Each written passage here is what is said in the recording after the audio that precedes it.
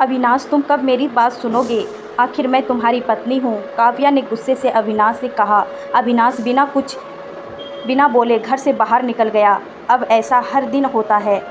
काव्या अपनी सास सुलोचना की बहुत इज्जत करती थी, लेकिन सुलोचना जी हमेशा उसे नीचा दिखाने की कोशिश में लगी रहती थी।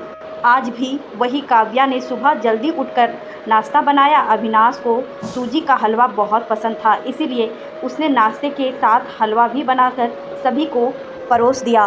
उसके ससुर रमेश जी ने सुलोचना जी को टोकते हुए कहा, ये क्या फिजूल खर्ची है, सुबह सुबह देसी घी का हलवा। सुलोचना जी ने काव्या को डांटते हुए पूछा, क्यों बहू, ये देसी घी क्या तेरे मायके से आया है? माँ जी, वो इन्हें हलवा बहुत पसंद है, इसीलिए थोड़ा सा बनाया है।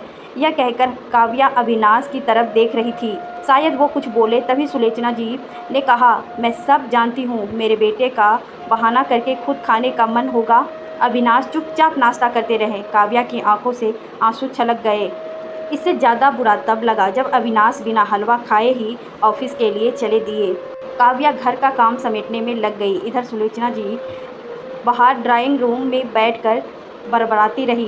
काम करके काव्या अपने कमरे में जाकर रोने लगी। कितने नाजुक से पाला था उसे उसके पापा ने, उसे आज भी याद है।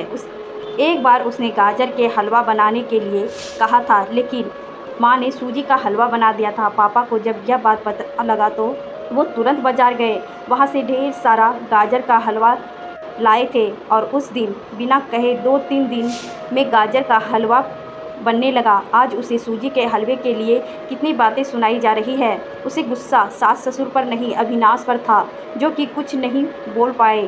शाम को जब उसने अविनाश से शिकायत की तो वो बस इतना ही बोले, इस घर में केवल माँ की पसंद का खाना बनता है, आगे से मेरी पसंद का कुछ मत बनाना। काव्या ने अविनाश से बात करनी बंद कर दी। आखिर क्या कसूर था काव्या का? यही कि वह अविनाश से बहुत प्यार करती है।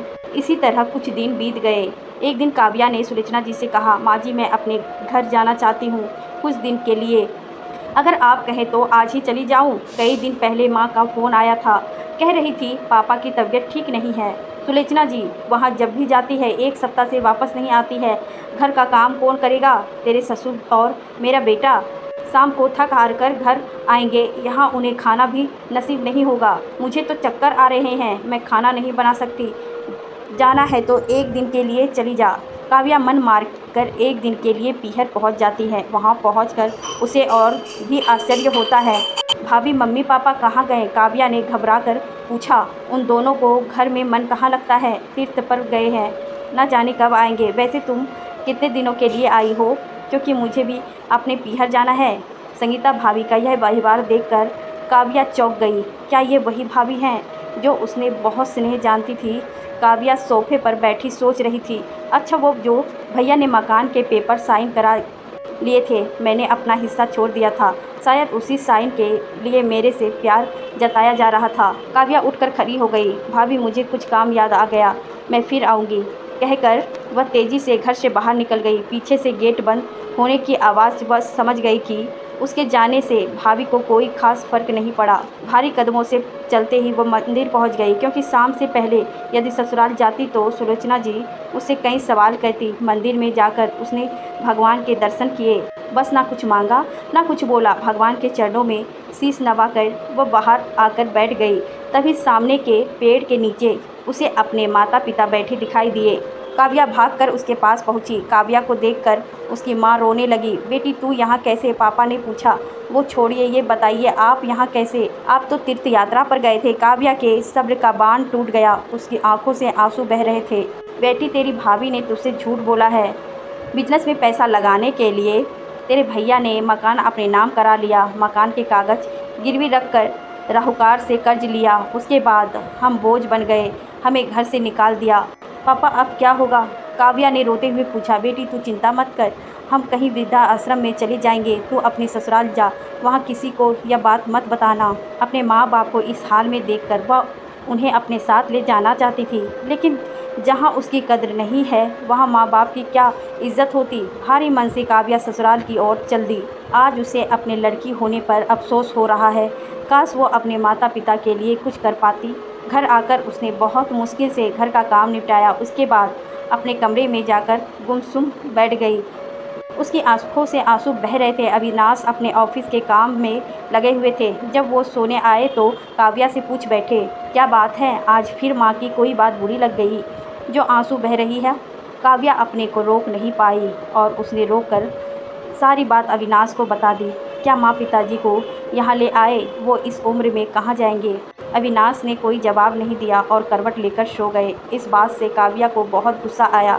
आज से मैं भी इसके माँ बाप की सेवा नहीं करूँगी, देखती हूँ कौन इनकी सेवा करेगा। रोते रोते काव्या सो गई। 2-3 दिन बीत जाने पर उसकी चिंता बढ़ती जा रही थी।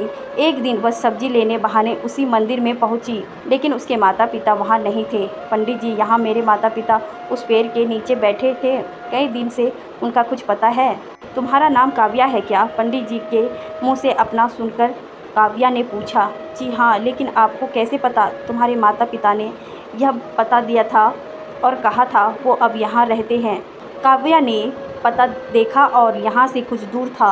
काव्या ने मंदिर के बाहर निकलकर ऑटो रिक्शा किया और उस पते पर पहुँच गई। दरवाज़ा खटखटाया तो एक लड़की निकलकर आई। यहाँ का पता मुझे पंडित जी ने दिए हैं। काव्या बोली, आप काव्या दीदी हो? अंदर आ जाओ। काव्या को कुछ समझ नहीं आया। वह मंदिर गई तो देखा उसके माता पिता सोफे पर बैठे थे। काव्या उन्हें देखकर रोने लगे। बेटी, अब क्यों रो रही हो? तेरे कारण हमें यह मकान मिल गया। काव्या आश्चर्य से उनका चेहरा देखने लगी। लेकिन माँ, आप यहाँ कैसे? और ये लड़की कौन है? तब उसकी माँ ने कहा, बेटी तुझे याद है, तेरी शादी के बाद तेरी सास 80 लाख की डिमांड की थी। दामाद जी को बिजनेस खोलना था, इसीलिए तेरे पिता ने उनकी डिमांड पूरी कर दी थी, जिससे कि तू सुखी रहे। जब तू हमसे मिलकर गई उसके अगले दिन दामाद जी आए। उन्होंने तेरे पापा के पैसे लौटा दिए, क्योंकि उन्होंने कोई बिजनेस शुरू नहीं किया था। तेरे पापा ने मना भी किया, लेकिन वो नहीं माने। उसके बाद उन्होंने प्रॉपर्टी डीलर से मिलकर 2 दिन में ये मकान खरीद दिया। साथ 4 लाख रुपए बच गए। इससे उन्होंने ये लड़की नौकरी पर रखवा दी जो हमारी केयर करेगी। लेकिन माँ, उन्होंने मुझे कुछ नहीं बताया। काव्या के आंखों से आंसू बह रहे थे। वह रोते हुए वहाँ से अपने घर आ गई। घर आकर वह सोच रही थी, अविनाश ने कभी उसके लिए आवाज़ नहीं उठाया, लेकिन मेरे माता पिता के लिए इतना कर दिया जो कि कोई सगा बेटा भी नहीं कर सकता। रात को उसने अविनाश से पूछा, आपने ऐसा क्यों किया? अगर माँ जी को पता लग गया होगा? अविनाश का जवाब सुनकर काव्या रोने लगी। अविनाश ने कहा, जैसे तुम्हारे लिए ये माता पिता हैं, वैसे ही मेरे लिए भी वो माता पिता ही हैं। मैंने पैसे लेते समय ही सोच लिया था कि एक दिन ब्याज के साथ सारे पैसे लौटा दूंगा, लेकिन जब बिजनेस शुरू नहीं हो पाया तो मैं इन पैसों को अपने पास रखकर सही समय आने का इंतज़ार कर रहा था। अगर मैं तुम्हारे माता पिता को अपने घर ले आता तो उनका आत्मसम्मान हर दिन उन्हें धिक्कारता। बेटी के घर वो रहना पसंद नहीं करते, वो अपमानित ना हो, इसीलिए मैंने ये सब किया। अविनाश, मुझे माफ़ कर दो। आज तक मैं तुम्हें गलत समझती रही। तभी पीछे खड़ी सुलोचना जी बोली, बेटी, वह पैसा हमने उधार लिया था, वह तुम्हारे पिता की अमानत थी। मैंने और अविनाश ने पहले ही फैसला किया था कि ब्याज के साथ तुम्हारे पैसे लौटा देंगे। चल अब सो जा, सुबह नाश्ता टाइम पर नहीं बना तो अच्छा नहीं होगा। उनकी बात सुनकर काव्या, अविनाश और सुलोचना जी जोर से हंसने लगे।